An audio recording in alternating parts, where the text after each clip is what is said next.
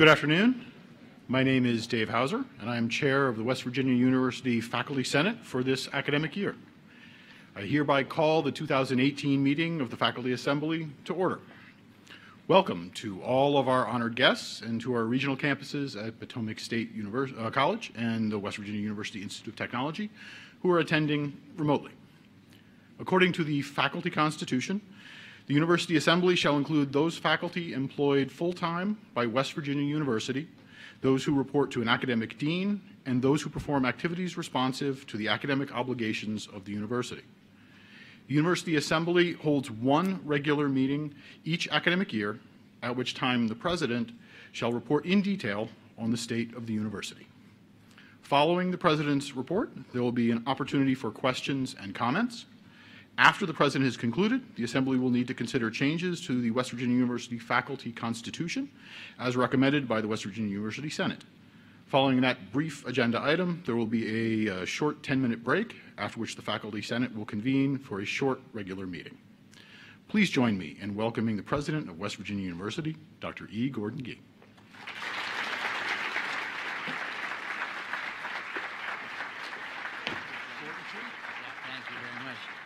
Thank you, David, very much. And by the way, David and his colleagues, members of our Senate, are doing a terrific job, and I'm very appreciative. So thank you, everyone, for being here today. It's a warm day. It's supposed to be October, but it's very warm, and that's good, I guess, because of the fact that if you want to leave, you can, and you won't be rained on. But anyway, as you know, the fall is one of the most beautiful times in West Virginia, and so as this fall season is upon us, it brings out all these bursts of color and a buzz of excitement, of course, as our students have found the rhythm now after we're approaching midterms or in there. They found the rhythm on our campuses. As I reflect on other transformations since we met last year, I find that our university is moving at a very rapid pace, even if it does not always appear that way. From modernizing West Virginia's higher education system to increasing academic and behavioral standards for our students, West Virginia University has been on a quest to align our values with our purpose, and in turn bringing our land-grant mission to the forefront. By living our mountaineer values of service, curiosity, respect, accountability, and appreciation, we have attained new peaks of excellence.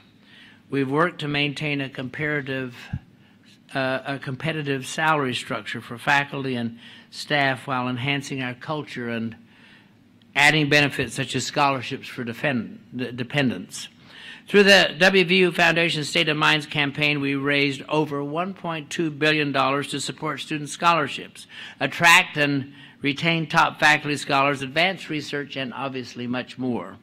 We have held campus conversations to engage as many people as possible on critical issues such as our budget, innovative business practices, and strategic planning.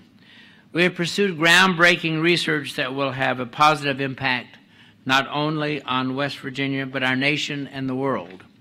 We have addressed our state's health needs by opening facilities such as the WVU Heart and Vascular Institute, and we have welcomed the brightest freshman class, tripling enrollment in our Honors College over the past 3 years. We have made hard decisions and developed collaborative partnerships. And we have reaped great rewards in a short amount of time.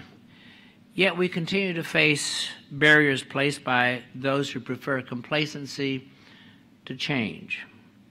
Surging forth can make us a target of criticisms. However, cowering behind outdated solutions would make us unworthy of the public trust that has been placed in us. As Winston Churchill said, you have enemies? Good. That means you've stood up for something sometime in your life. And I'm proud the way that our university is standing up for what matters to our students, to our faculty and staff, and to the citizens of this state. Today we're standing up for service by combating West Virginia's biggest problems, including economic stagnation and the opioid epidemic. Consider, for example, our new minor in addiction studies, which the College of Education and Human Services launched this fall. The minor, open to undergraduates from all majors, presents a broad-based view of addiction theories, assessment, and treatment. Training will emphasize both prevention and clinical interventions for opioid and other substance use disorders and will focus on interprofessional approaches to social work. It is well known that our state leads the nation in opioid overdose deaths. But less well known is that we have less than half the national number of addiction counselors per capita. This minor will address the dire need for professionals to help individuals and families coping with substance use disorders. In addition, the School of Social Work has earned federal funding to support 10 students committed to practicing in this field in West Virginia and the surrounding region. So led by Frankie Tack, clinical assistant professor and coordinator of our addiction studies minor, students will participate in interdisciplinary workshops. Those workshops focused on opioid and other substance use disorder prevention and treatment. So this is real life, and our faculty and students are leading the way in changing the destructive realities into futures with hope. So next, consistent with the West Virginia Forward findings, the university is helping to build the innovation ecosystem that is so critical to our state's future. Currently, too few businesses are born here and too many fail or leave. While we are working to empower new investments, startups, and commercialized technologies, we are also meeting the needs of stakeholders here and now. For the first time, we are creating a guide that will showcase West Virginia's investment opportunities, large and small, in one place. By 2019, a comprehensive toolkit will outline the entrepreneurship assistance available across the state. This will give entrepreneurs a one-stop shop for investment, grant, debt, and equity sources. Efforts such as this will help state business leaders focus on the future. As alumnus and Cisco Chairman Emeritus John Chambers says in his new book, Connecting the Dots, and I recommend it to everyone, he says, it's not easy, but if you start by shifting your focus to the big picture and look for clues to what's around the corner, you'll have a head start on those who are focused on preserving the past. One exciting new project is a partnership between the Evansdale Innovation Center and the Launch Lab to host the first National Science Foundation Innovation Corps training program.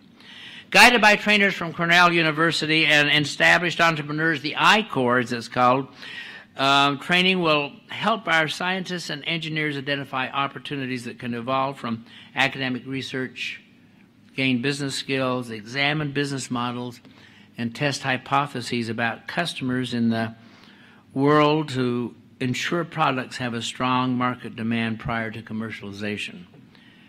Our university is also addressing what the West Virginia Forward Blueprint calls a burning platform opportunity in our state, and that is about the cyber sector and cybersecurity.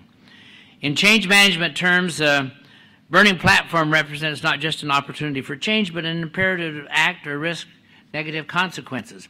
Recognizing opportunities to broaden the job market and garner a bigger IT workforce, our university is now offering a new online master's degree in business cybersecurity, which the FBI has named the most wanted talent of the 21st century.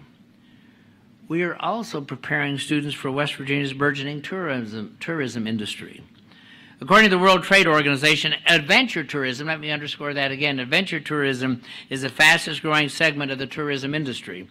Through our new bachelor's program in adventure recreation management, students will master the administration of outdoor recreation businesses.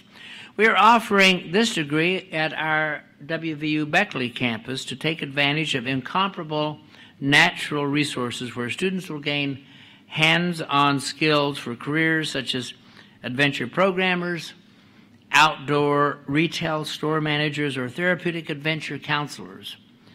As an outgrowth of our close relationship with the Boy Scouts of America, we are also creating an organizational leadership major within our Bachelor of Science in Business Administration degree. This will prepare graduates for careers as executives in youth development organizations such as Scouts and 4-H, as well as other nonprofits. Students will gain real-world experience from a hands-on curriculum and will have an opportunity to intern nationwide as well as globally. The program's strong focus on youth leadership development sets it apart from most other academic leadership programs. Our program is uniquely equipped to develop executive business skills in accounting and marketing, logistics, and other areas essential to leading large, diverse organizations. By developing programs that meet the demands of the market, we are establishing pathways that can lead to a job in West Virginia. And let me just say that again, in West Virginia, improving both the university's outcome as well as our state's economy. Obviously, to maximize West Virginia's economy, we must also improve the health and well-being of our citizens.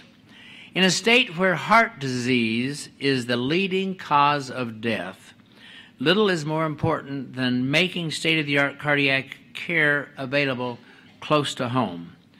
That is why WVU Medicine recently announced plans to start West Virginia's first heart transplant program at the WVU Heart and Vascular Institute. Currently, 22 state residents are waiting for a heart transplant. Those patients generally must travel to Pittsburgh or Cleveland. Offering heart transplantation is a huge advance toward a healthier West Virginia.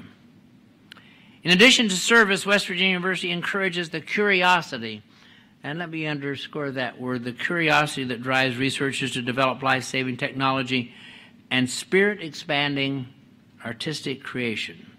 For example, Alzheimer's disease is a dreaded diagnostic and a major public health problem in state with one of the nation's oldest populations. That is why it's so important that our campus has been selected as the first site for an innovative clinical trial to treat it. Dr. Ali Rezai, director of the WVU Rockefeller Neuroscience Institute, will lead the initiative in collaboration with Insight Tech, an Israeli-based medical technology company, to begin the clinical trial using focused ultrasound to treat Alzheimer's. The Institute also is doing landmark research into wearable sensors that monitor brain functions. Neurosensors are a rapidly evolving technology used in such everyday devices as fitness trackers. In fact, the information from biometric sensors has many potential uses. Assistant Professor Josh Hagan, director of the Institute's Human Performance Innovation Center, is working to correlate and model data from sensors to optimize performance among elite military personnel and athletes. During Dr. Hagan's work with previous NCAA teams and elite military groups, biometric data was over 80% accurate in predicting on-field performance and has significantly reduced heat injuries in the military. And our researchers are also exploring the life-changing power of art. Assistant Professor of Art Education Teresa Gioba is studying how using art in the classroom can bolster middle school students' belief in themselves. Through her project, students create ceramic totem poles and sand mandalas, intricately designed pieces of art. After they are made, they are destroyed to symbolize that nothing is permanent, a practice used by Tibetan and Buddhist monks. Throughout the process, students keep journals to explore their feelings. The goal is to gain insights that may lead to more positive outcomes for these young people. Helping young people live their best lives is central to our university's purpose. That is why West Virginia University is standing up to nurture respect for self and others among our students. My first priority is always to our students.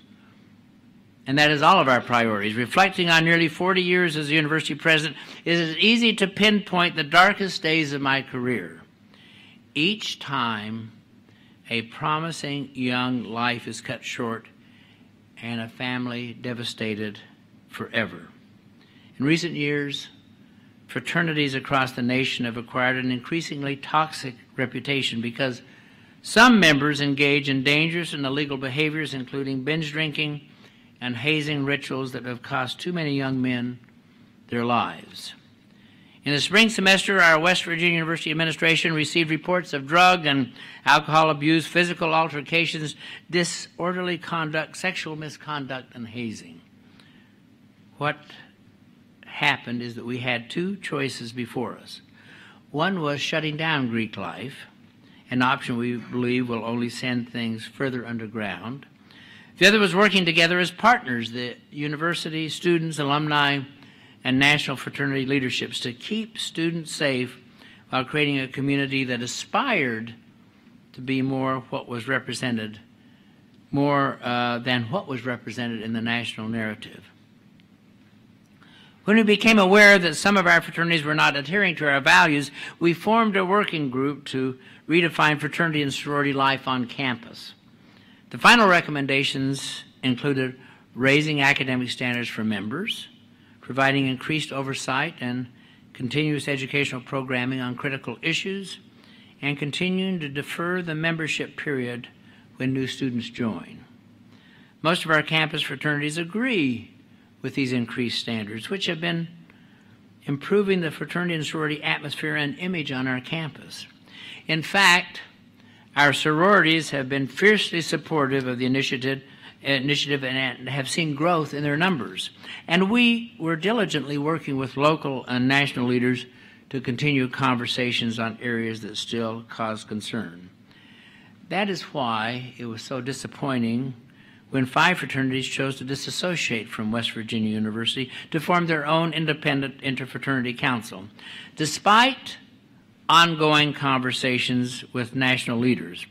Therefore, the university took decisive action to withdraw recognition from those fraternities for at least 10 years.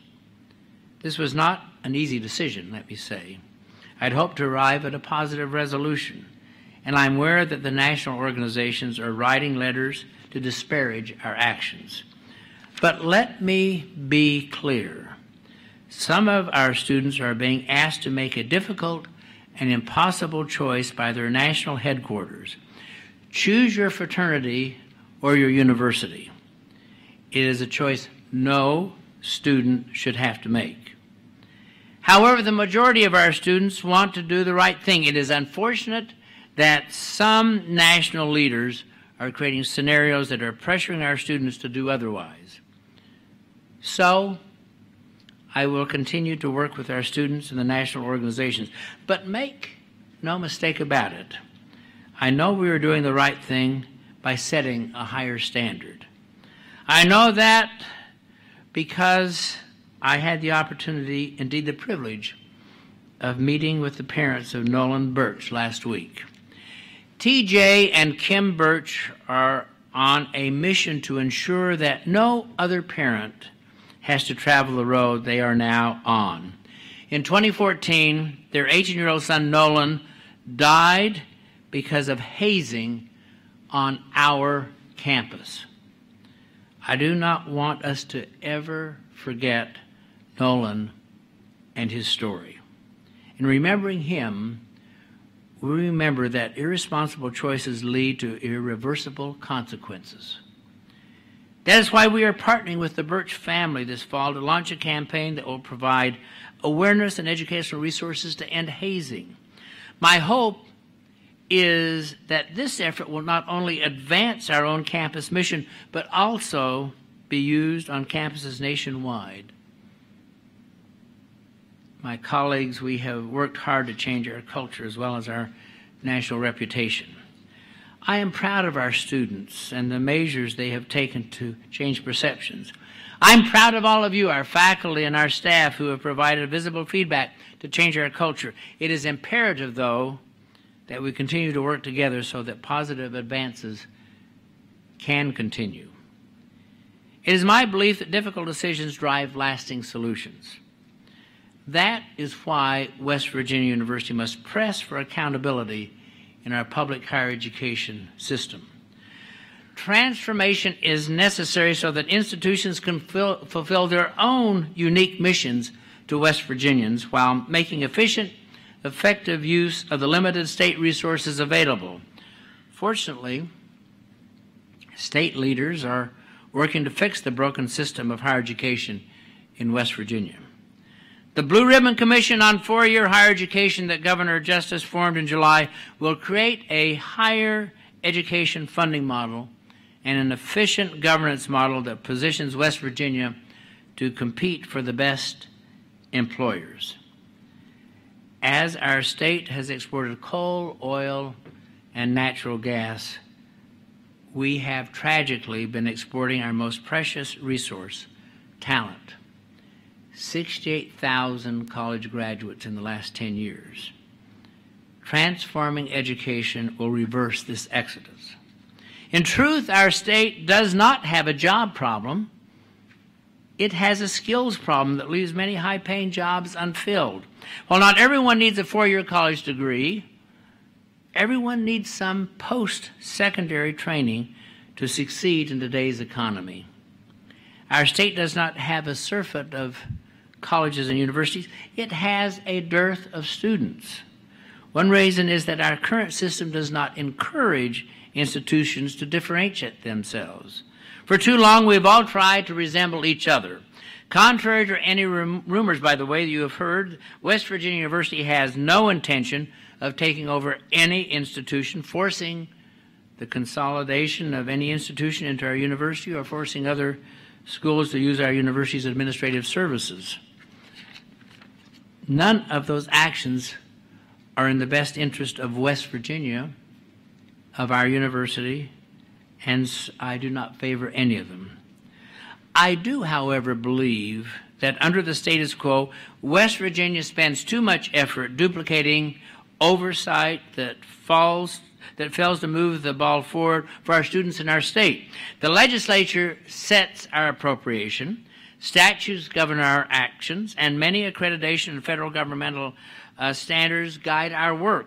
Each institution has a local board of governors comprising members appointed by the governor, confirmed by the Senate, and often include representatives of faculty, staff, and students.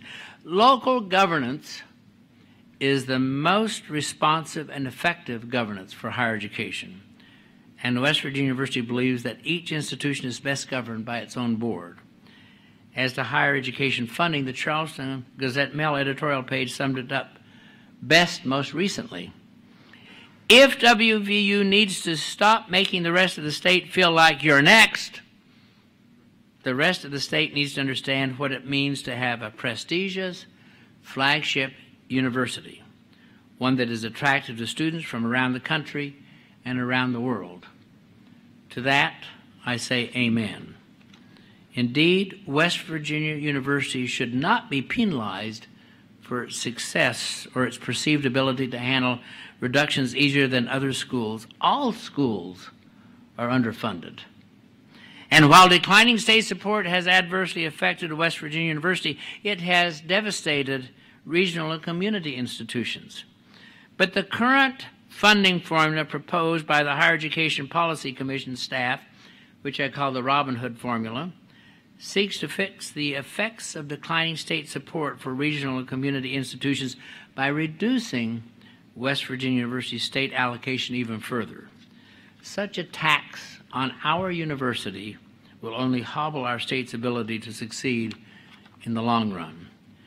Recently, surpluses have made a welcome return to the state budget. Assuming those trends continue, I believe the legislature and the governor could make no wiser investment than reinstating some of the reductions made to higher education. Earlier this year, Marshall University President Jerry Gilbert, a co-chair of the Blue Ribbon Commission, recommended a plan to increase funding at Bluefield State, Concord, Shepherd, Fairmont, West Liberty, and West Virginia State by approximately $12 million in total. And I support this plan because investing just a few $1 million in our regional schools would mean a tremendous amount to those institutions, their students, and the communities they serve. As we ask for our leaders to reinstate some prior reductions for higher education funding, the Blue Ribbon Commission will work hard, seeking to find efficiencies and redirect additional resources from the central level to the local level. West Virginia's future prosperity, and I cannot say this enough, West Virginia's future prosperity is directly tied to improving higher education in this state, and we must understand that, and we will commit to working tirelessly to ensure that that is so. Every day, in every aspect of our work, we are standing up for our West Virginia University values, and as we do so, we head into this year, we know that we still have much work to do. We have academic, research, and financial objectives that we want to achieve, and change in higher education does not come easily. It is often fraught with missteps, miscommunications, and misunderstandings. Therefore, we must refrain from accusations and instead ask how we can best assist. We must think with an entrepreneurial mindset. Build collaboration versus silos. Create innovation versus stagnation. Charge ahead with courage versus standing by cautiously. We must continue to discover real-life solutions in our research that enables our world citizens to lead improved lives. We need to create beautiful masterpieces of art, of music, and certainly of the written word to inspire the soul to seek answers and understanding. And we must work purposefully to breathe vigor into the words of our land-grant mission. This afternoon I have shared many accomplishments of which we should be proud, and rightly so. And in closing, I want to share one last thought on what we must overcome if we are to be truly successful as an institution in our quest for greatness. We must overcome the fear of failure. We are not programmed to fail. None of us are. We tend to be achievers and want to be successful. We interpret failing as the exact opposite of success. But we need to take strategic risk if we are to move this university forward. And with every risk, there is a chance it will not work out the way we planned. In those moments, instead of falling into despair or placing blame, we need to look at the lessons the failure is trying to teach us. With each misstep, we find a new direction that may lead to the answer we are seeking. Without mistakes, we cannot learn, and we cannot and will not grow. Coretta Scott King said, "My story is a freedom song of struggle. It is about finding one's purpose, learning to overcome fear, and to stand up for causes bigger than oneself." So, without a doubt, we face struggles, and they are real. But we know our purpose, and we know our purpose as an institution. We know the important and critical causes that are truly bigger than all of us. Now we must overcome our fear and pursue our vision with a commitment to each other and courage that knows no bounds. So let us continue to strive with determination as we enter into this new school year toward our purpose. Let us live our land-grant mission. And in so doing, we will change the trajectory of our beloved state and enhance the lives and well-being of all who love this place that we call home. So, ladies and gentlemen, I have finished my speech, and now I open myself up for questions, and I welcome those questions. Thank you. Thank you. So, can I see any hands here? What questions does someone have? You can come up. I think that we have a. Do we have any microphones here? I think we do. Any questions? Well, I want you to know, I am a law professor. I believe in the Socratic method. So if you're not going to ask me questions, I'm going to come down and ask you questions. How does that sound, huh? Scare the hell out of you, right? There you go. So, here I come. Here I come. I'm going to come right over to you, first of all. There you go. So, tell me, what do you think? What do you think? Tell me, first of all, your name. I'm Bryn. Bryn, what do you do? I'm an AmeriCorps Vista serving with Adventure West Virginia. Oh, you're great. Well, you don't know a thing about the university then, do you? I actually am an WVU alumni. Oh, well, I knew you knew a lot about the university, as a matter of fact. That's great. So you just got a degree. So tell me, what would you say is the biggest challenge facing West Virginia University? You've been observing as a student and now on the inside looking, on the outside looking in. What would you say? I don't know. Can I think about it for a second? Yeah, absolutely. What about you? Oh, me? Oh, man. It's exciting. What about, could you repeat the question? Yeah.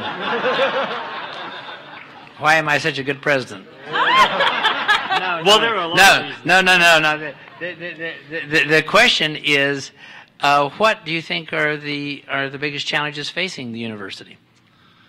The budget. The budget. Okay, Sam, you say the budget, huh? Why do you say the budget? I really think that the state government is underfunding WVU.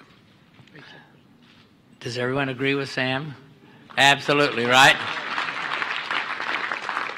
So what are we going to do about it, Sam? We have to raise money, Yeah, we're raising money. and we depend on the foundation. We very much depend on WVU Foundation, and we are very grateful for the good work that they have done.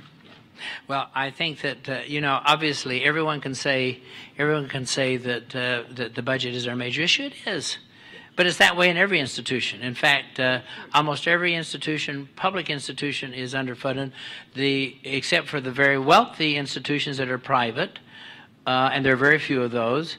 The most challenged institutions are the small tuition-driven private institutions. They're hanging on like this, as you know. So I think I would probably put it differently. I would say, Sam, that the biggest challenge we face as an institution is not the budget. I believe it's complacency. Let me try that again. I think complacency is our biggest challenge. And the reason I believe that is I believe that we have the courage to change, but I don't believe that we have done enough of it. And if we change, if we grab hold of our own destiny, if we get that freedom agenda going in which we say to the state legislature in the best Mosaic rule, let our people go, we're going to be fine, because we've got to take charge of our own destiny. But that means that we can't blame someone else. We have to look to ourselves for those solutions. Now, money helps. It's better than what's in second place, as they say, but nonetheless, it is a challenge, I think, and I appreciate that. So, Bill Ramsey, you're right here on the corner. Bill is an emergency room doc. He probably will need to give me an artificial respiration after this, but whatever. So, Bill, what would you say what would you say? I'm going to ask you a different question. What do you think is the biggest transformation you've seen over the last several years at this institution?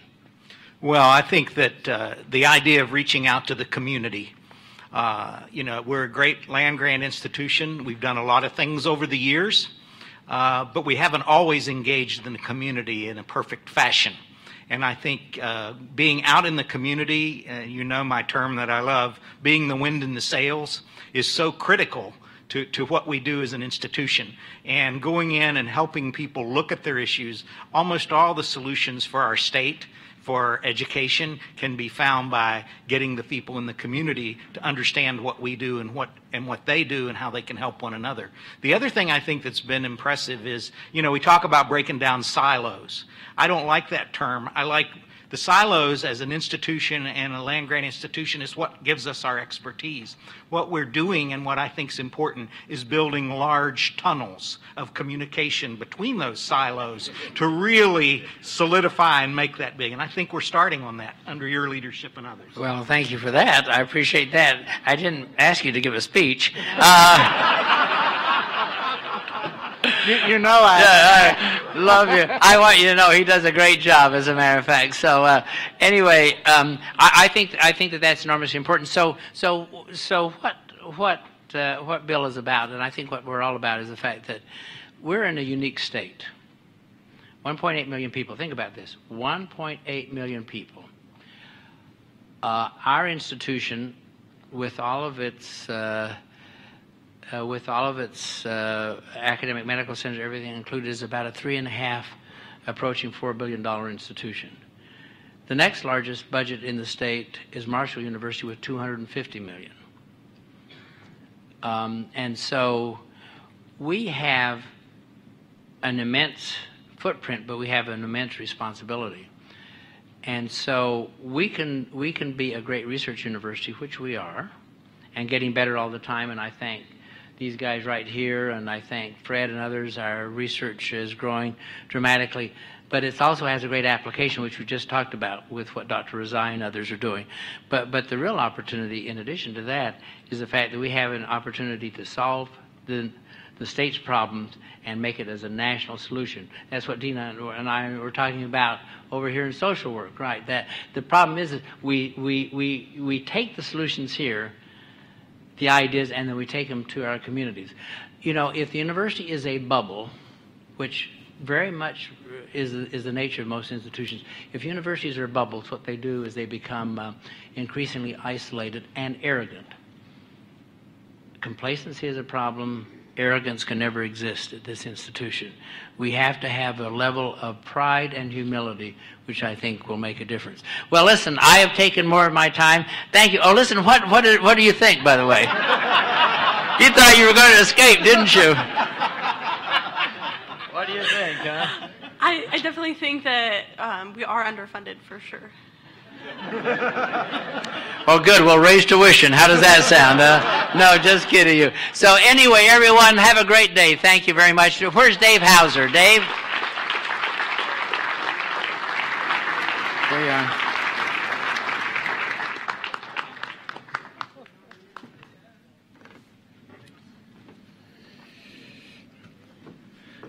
Thank you, Dr. Gee.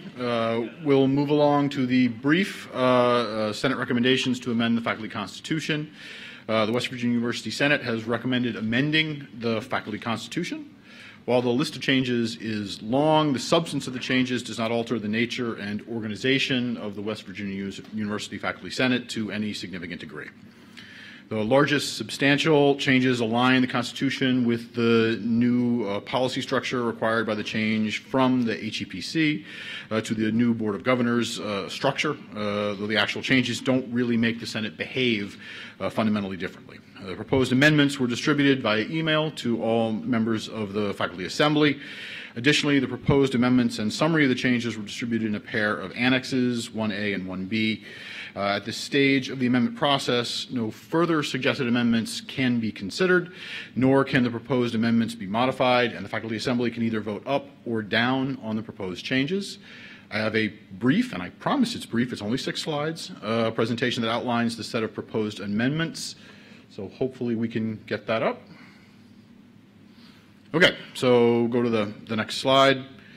Again, this is just recreating very quickly, and I won't read these to you. I've learned that much in teaching. This is just sort of recreates the proposals that we've put forward in very amended form to what the proposed amendments to the Constitution should be. And again, just want to highlight the fact that we're trying to clean up the Constitution to make it more efficient and more effective, but most importantly, bring the Constitution into alignment with the new Board of Governors policies as opposed to the policies under the HEPC. So first, next slide. Oh, I'm sorry, these are, keep going, all the way through. Next one. Okay, so again, the faculty is updating to try to use Board of Governors rules. Next, we're changing it so that chairs and officers are automatically made members of the Senate, so that it allows for additional people to serve in the Senate in ways. Last one here, just making up the constituencies so that the faculty secretary keeps track of those in addition to the constituents themselves reporting in. Next up. This is hopefully popular. This is the carrot part of this. We're going to eliminate the June meeting unless where necessary, so it can exist if it needs to, but hopefully we will not need that. Next up, just in keeping with the openness, we're making it so the president and the provost are always accorded the right to address the Senate, even though they're not necessarily members. They don't have to be, they have to be recognized now, so now they can just automatically address the Senate. Last up, making it possible to remove senators who fail to attend at least one meeting. So again, we can keep the Senate responsive to the constituencies that exist. Next one. Make the executive committee able to allow for standing committee chairs to participate in executive committee to, again, allow that body to be responsive to the needs of the Senate. Next up. Chairs of the standing committee are allowed to either be senators or chair-elects from the previous year. So again, expand membership in the committees and allow the leadership of those committees to draw from the senators and the previous members of the committee. Next, the chair-elects are either senators or, if not senators, they're drawn again from the members of the standing committees, bringing experience to the leadership of the Senate committees. Next up, and allow the committees themselves to determine the voting members of some of the administration folks who sit on those committees as necessary.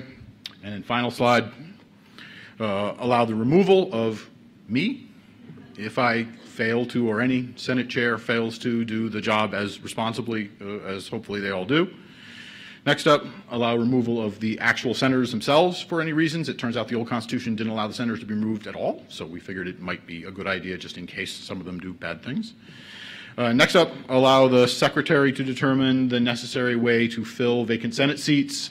We mostly go to the previously elected or the most recently elected or next highest vote getter in the Senate elections. Sometimes those don't exist, so this allows the secretary to figure out an alternative measure. And last, just updates the necessary language as appropriate. Okay, are there any questions or points of discussion with regard to the amendments to the Faculty Constitution? Good. All members of the Faculty Assembly will get an electronic ballot for voting on amending the Faculty Constitution, and the ballot will go out for electronic vote on or before October 15th this year, 2018, and be open for 7 days. Amending the Constitution requires an affirmative vote by 2/3 majority of those responding to the vote. I will report the results of the vote at the next Faculty Senate meeting in November. The agenda of the 2018 Faculty Assembly having been concluded, is there any objection to adjourning the Faculty Assembly? Hearing none, the 2018 meeting of the Faculty Assembly is adjourned. We will reconvene in 10 minutes for the regular Faculty Senate meeting, which will be brief. Thank you all.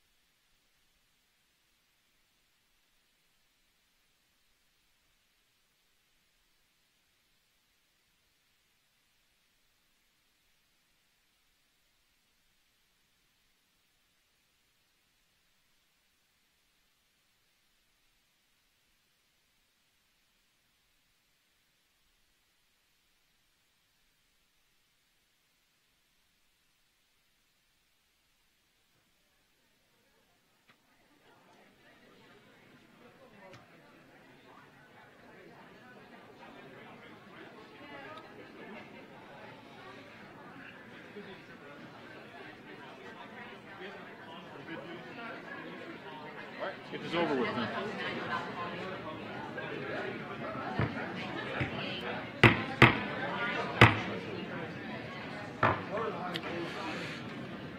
All right. The meeting of the Faculty Senate will come to order. We're ready to continue with our regular Faculty Senate meeting, and I promise you we will move this along pretty quickly. For our colleagues connecting from a distance, there is a slight delay, so please begin your reporting with Potomac State or WVU Tech votes and then the number so that we don't lose any important information. Potomac State, how many are present? Potomac State has 3 present today. Thank you, sir. And at WVU Tech, how many are present? WVU Tech has 2 senators present today. Thank you, sir, too. We have a quorum for today. Okay. The minutes of the September 10th, 2018 faculty meeting have been distributed as an annex to your agenda. Are there any additions or corrections to the minutes from the June meeting? Okay. The minutes are approved as written. Okay. First up, report from the provost. It's like the long walk. Good afternoon, everyone. Thank you for being here. My remarks are very brief and partially because I have to leave to take a phone call, so I apologize for that, but you're probably all happy to have brief remarks. Well, let me just start by saying that we had an absolutely fabulous homecoming week and weekend, preceded by Diversity Week, which was really extraordinary. And I think Misha may have left, but is she still here? She's, oh no, that's okay. You can just tell her I said how great a job she did. How about that be? So if anyone sees Misha Poor, tell her how great Diversity Week was, but she continues to work on it. So I know that one of the things that we'll want to hear from Misha at some point in Faculty Senate is everything that went on and what she'd like to see changed and where she sees some opportunity for greater inclusion in Diversity Week and more of the things that you think will make a difference both for us as a community and particularly for our faculty, our students, and our staff. I wanted to bring you up to date on Campus Read. It was a great success. We still have a lot of activities going on around Campus Read. So if you're interested in that, how many of you read the book? It's okay if you didn't. I read it. Okay, that's great. So you may remember I told you I don't like post-apocalyptic literature. I still don't like post-apocalyptic literature. It's not my thing, but I did see some great value in the book in terms of hope and the idea of how it's not just merely about survival, but also about creating community and trust and beauty. And that was something that was really powerful, I thought, about the book. But the speaker was really wonderful in telling her story about the book, and that was terrific. And more will be going on. One of the things that is going on, and I don't know if you've seen this, and I don't even know the date, so I should have brought it up with me, but part of public health is doing the flu shots. Everybody know that? So since that book was about an epidemic that wipes us all out, I highly encourage us all out of care, caution, and paranoia to get our flu shots this year. The more of us who get them, the better off we are. So that would be great if everyone would do that. And if you need information, you can just look on the website. There's a lot of information about where to get them. As I said, homecoming here was great. I also want to mention that our other campuses also had homecoming. And as you know, we keep our eye on tech right now pretty closely just to make sure that the move from Montgomery to Beckley is still going smoothly. And the Beckley Register Herald just loves to cover tech, which is wonderful. So we had 3 really big articles in the Beckley Register Herald, which is a great thing for us. And of course, we always have the Dominion Post, the Daily Athenaeum, but to start getting the word into the southern part of the state about all the wonderful things that are happening is a really good thing. There are other amazing things going on. Gordon talked about them. I do want to say that the work that all of you have done on the budget has been amazing, and it has made a significant difference in us being able to turn around a huge operating deficit into at least having a zero balance. Which is, you may think that's not a huge deal and you'd like to hear that there's more relief, but the fact is that we couldn't have done that without the sacrifice of all of you. And we did that at the same time that we did 2 different rounds of raises. And so even though I'll be the first to acknowledge that we haven't reached market for every one of our faculty members or every one of our staff members, the last 2 rounds of raises, doing them despite the fact that we knew we had a very, very tight budget, has been a really big deal for us administratively. And I know for some of you it seems like too little, too late, not enough, all of those things. But it was a heavy lift to make it happen, and I'm proud we were able to make it happen, and we were able to make it happen because of all of you. So really, I think that's a good place to end, that this is a remarkable place. The work that you've done over the last couple of years in the face of significant budget cuts, but then partnering with us and with the Board of Governors. And of course, it was, I don't know if Stan's still here, Stan Heilman. There's Stan. Stan is still on the board. When Stan and Richard Turton were on the board, it was Stan and Richard who really turned the tide for us, I think, with the Board of Governors, and Matt. I don't mean to leave you out. In their presentation to the Board of Governors, they're the ones that really made a difference for the Board of Governors making the decision to commit themselves to these raises. Then it was up to us to find the money. But I do want to end on that note, and here's why, because I think that's one of the clearest examples of where Faculty Senate really, really matters and really, really makes a difference, and where the representation of our Senate on the Board of Governors means a lot. So Stan, Matt, Richard, even though I know Richard isn't here, I just want to thank all of you. I know everyone joins me in thanking you, and thank you for continuing to help us work on trying to get these salaries up. We're going to continue pushing forward on this because we've done a tremendous amount of work. Particularly with the national comparables, we have a much better sense of where we are and where we need to be. So let's keep pushing forward, and thank you all so very much. Do I need to take questions? Yeah. I have a few minutes to take questions if anyone has a question for me. Let me start with our regionals, just so that I don't forget them. Are there any questions from Potomac State or any questions from Tech? Potomac State has no questions, ma'am, but thank you. Did you also have your homecoming? End of the month. It's at the end of October for us, ma'am. End of October. Okay. Well, good. I didn't leave you out unknowingly then. We'll wait to see the Kaiser paper. Any other questions? I guess there are none from Tech. How about from Morgantown? Oh, great. You're going to let me jump on my call. Thank you all so very much.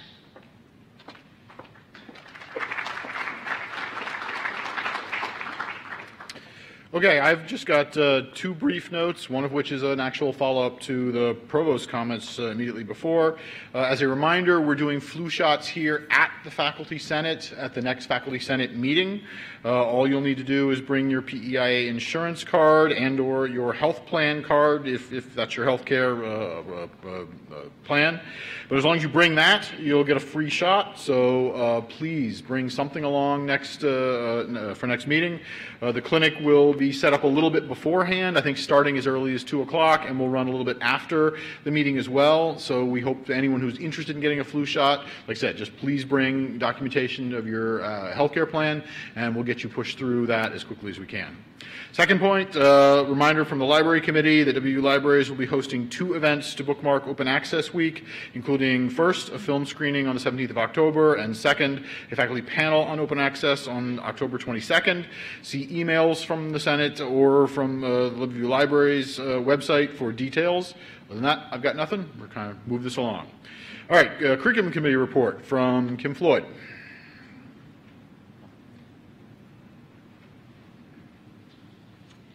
Okay, we have 5 approval items and 1 for just informational purposes. However, I do need to make a note that in Annex 1, Psychology 271 is going to be pulled as they are adding revisions and changing some of the objectives within the course. Also, Astrology 705 has added a prerequisite that was not listed in the original annex, and Neuroscience 201 now includes the same prerequisites as Psychology 301, and a letter of support has been added from the Psychology Department for Neuroscience to offer the course under their prefix. Therefore, the approval for Annex 1 will include those modifications. Okay. So then, are there any questions or points of discussion for Annexes 1, 2, 3, 4, and the new major in neuroscience as modified? Okay. All those in favor of approving Annexes 1, 2, 3, 4, and the new major as modified, say aye. Aye. All those opposed? Potomac State, how do you vote? Potomac State has 3 ayes, sir. Thank you. WVU Tech, how do you vote? WVU Tech has 2 ayes.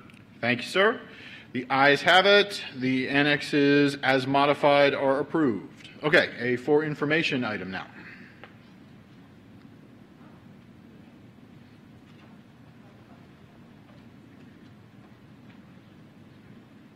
Sorry, I thought I put them all together. I'm sorry. It's okay. The information item was the new minor in Health Services Administration.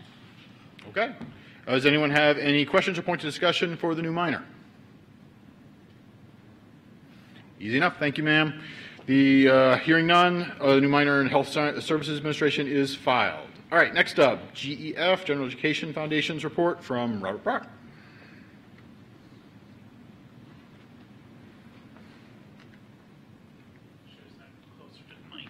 Sorry. Whoa. So, for approval, Annex 5 for the GEF Curriculum Committee. Okay. Are there any questions or points of discussion for Annex 5? No. All those in favor of approving Annex 5, say aye. Aye. All those opposed? Potomac State, how do you vote? Potomac State has 3 ayes, sir. WVU Tech, how do you vote? WVU Tech has 2 ayes. The ayes have it. Annex 5 is approved. So now for information item. We have a transitional review course, so that's Annex 6, and it's for information, so you don't need to approve it. Are there any questions or points of discussion for Annex 6? Okay, Annex 6 is filed. Next up, faculty representatives to state government, Roy Nutter. Roy Nutter, Statler College, and your ACF rep. The state faculty are very quiet in the last month. I don't know what's happening, but it's too dang quiet. The CTC Council, Community Technical College Council, will meet this Thursday, and ACF will also meet, but a good indicator is there's no agenda yet. My report is complete. Thank you, sir. Everyone must be working on midterms. Next up, Board of Governors report from Stan Heilman. All right, we met on September 21st with committee meetings on the 20th. We received a report on the WVU Foundation by Cindy Roth and an accompanying positive investment report that went along with that. There were 3 rules that were approved, 5.2, 5.3, and 5.4, dealt with capital improvements, campus safety, and campus facilities planning. And we had a first reading of some new rules, 5.12, 5.13, dealing with disposition of property and tuition, fees and waivers, and Student Life Rule 6.1 on student conduct. There were some minor wording corrections that were made to Rules 2.3 on undergraduate admissions and Rule 4.5 on the modification of duties, and those are all out for comment.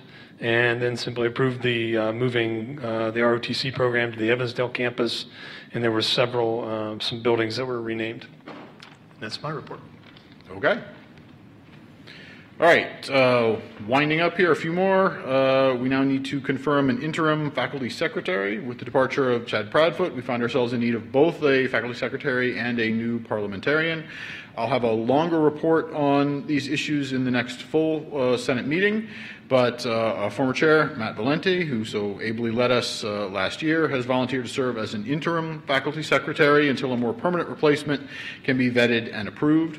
Matt has agreed to this as well, to serve as for the remainder of this academic year. The Senate Executive Committee voted already to confirm Matt, so all we need is a vote to confirm that at Senate. As such, no motion or second is required. So, all those in favor of appointing Matt Valenti as interim faculty secretary, please say aye. Aye. All those opposed? Potomac State, how do you vote? 3 ayes. Thank you. WU Tech, how do you vote?